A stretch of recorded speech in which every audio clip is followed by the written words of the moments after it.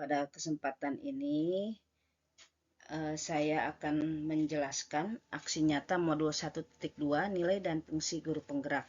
Saya Taryana dari SMP 1 Cangkuang, CGP Angkatan 10. Nah, nilai pertama sebagai guru penggerak yaitu nilai berpihak pada murid, yaitu merupakan core atau inti dari yang kelima, ya, kelima nilai dari guru penggerak, bahwa pembelajaran itu memfokuskan kepada murid. Nah, di sini yang sudah saya laksanakan dan akan saya laksanakan adalah perbaikan pembelajaran dengan menggunakan strategi pembelajaran yang menarik, yang motivatif dan partisipatif. Nah, ini contoh fotonya yaitu penggunaan project based learning atau problem based learning. Kemudian kegiatannya secara kelompok untuk mencegah anak misalnya yang superior atau misalnya yang lower merasa kurang percaya diri. Jadi dengan bekerja kelompok mereka lebih, tanda kutip ya, bebannya lebih ringan.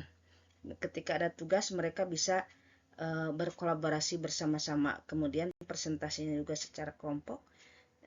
Apa yang mereka pelajari ini ya disampaikan di depan kelas.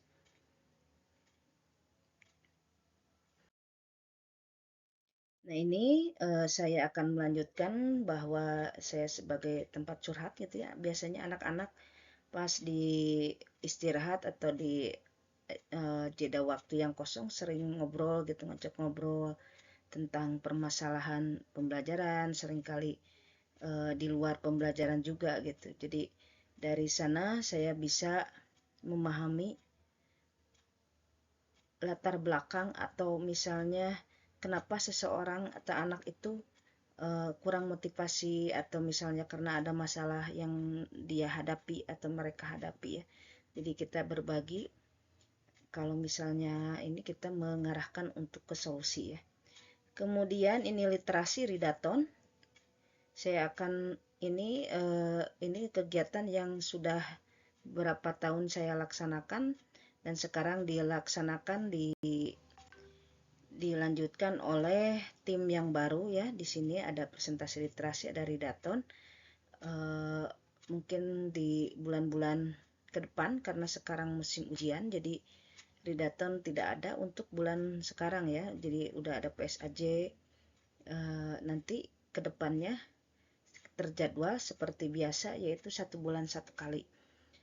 Kemudian pengembangan diri siswa, ini salah satu contoh saja, ada pencaksilat.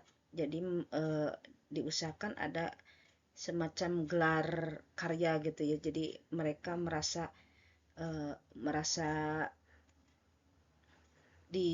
unjuk kerja dan orang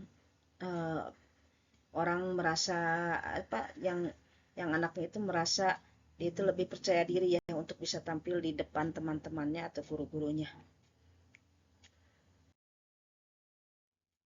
Nah, untuk pengembangan diri ini sudah berlangsung sekarang ya. Setiap ekskul itu ada 11 di Cangkuang, jadi jadwalnya beda-beda ya. Jadi ada pramuka, PMR, paskibra, pencaksilat, kemudian poli, kemudian taekwondo, karate, semuanya memiliki jadwal tersendiri. Nah, nanti berkolaborasi dengan kesiswaan, saya akan membuat jadwal semacam performance ya dari semua ekskul tersebut. Nah, refleksi yang pada saat menjalankan itu ada senangnya, ada capeknya, kemudian tertantang juga, dan merasa bahwa saya ini merasa berguna gitu ya untuk orang lain gitu.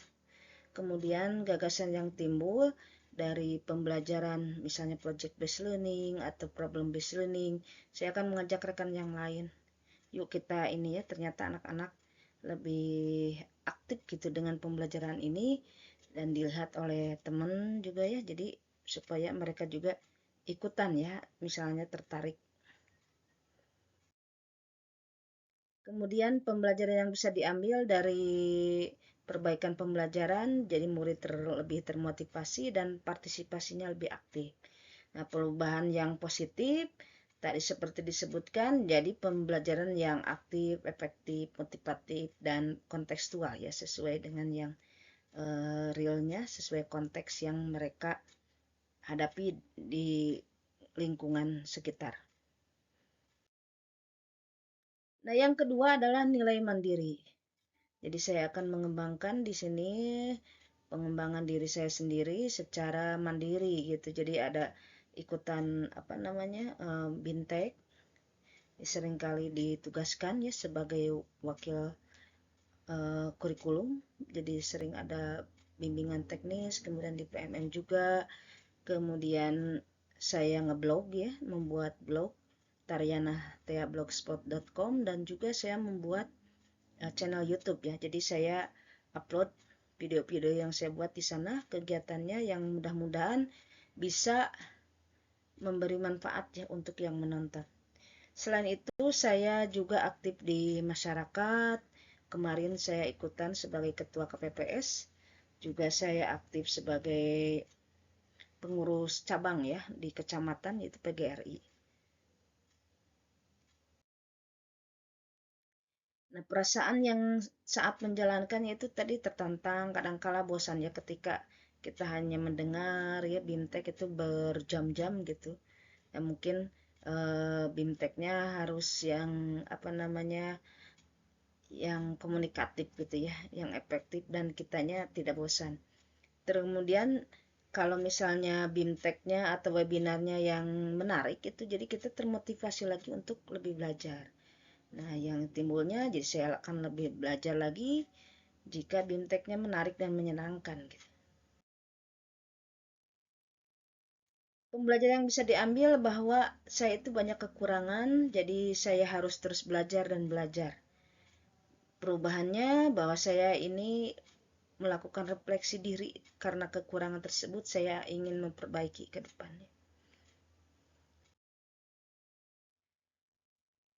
Next, itu yang ketiga adalah nilai kolaboratif.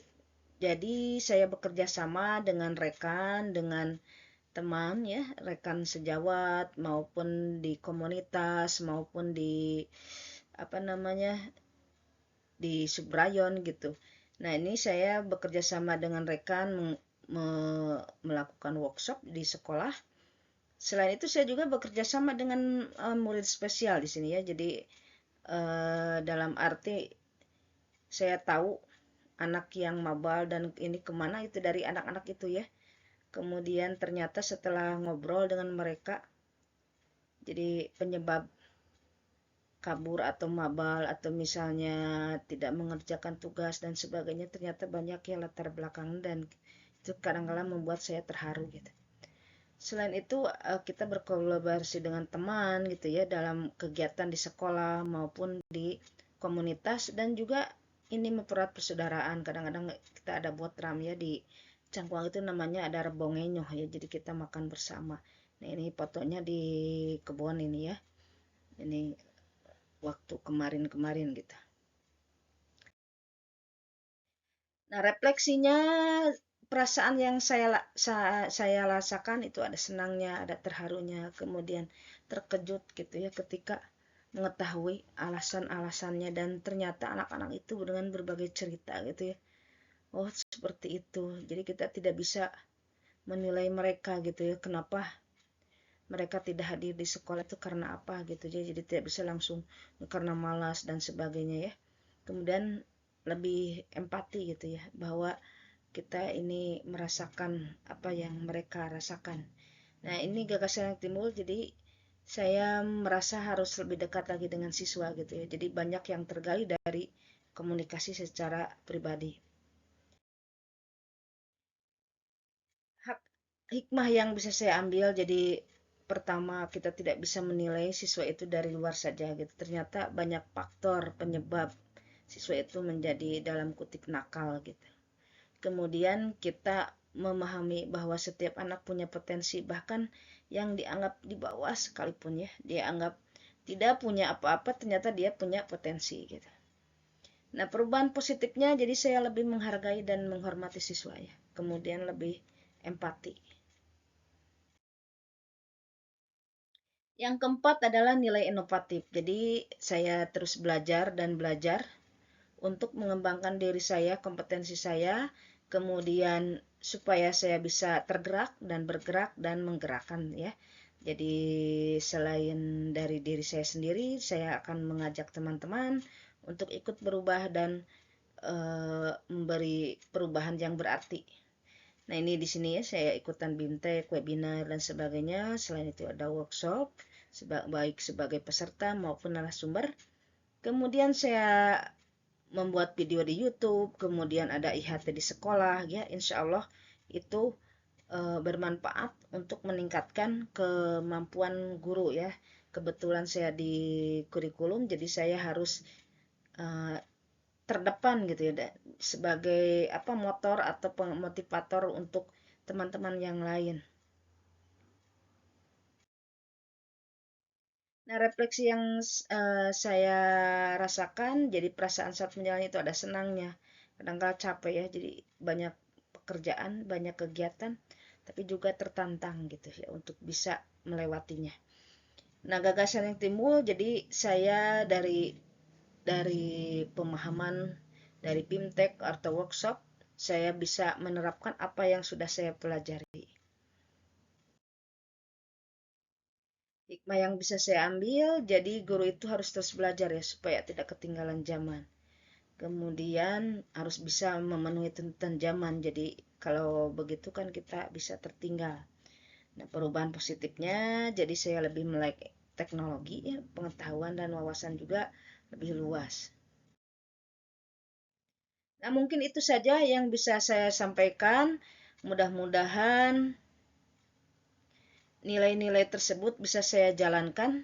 Semoga Allah meridhoi setiap langkah saya untuk melaksanakannya. Nah, seperti yang saya selalu quote di sini bahwa sebaik-baiknya manusia adalah yang paling banyak manfaatnya bagi orang lain ya, atau bagi manusia yang lain. Mungkin itu saja yang bisa saya sampaikan. Mohon maaf bila banyak kekurangan. Assalamualaikum warahmatullahi wabarakatuh.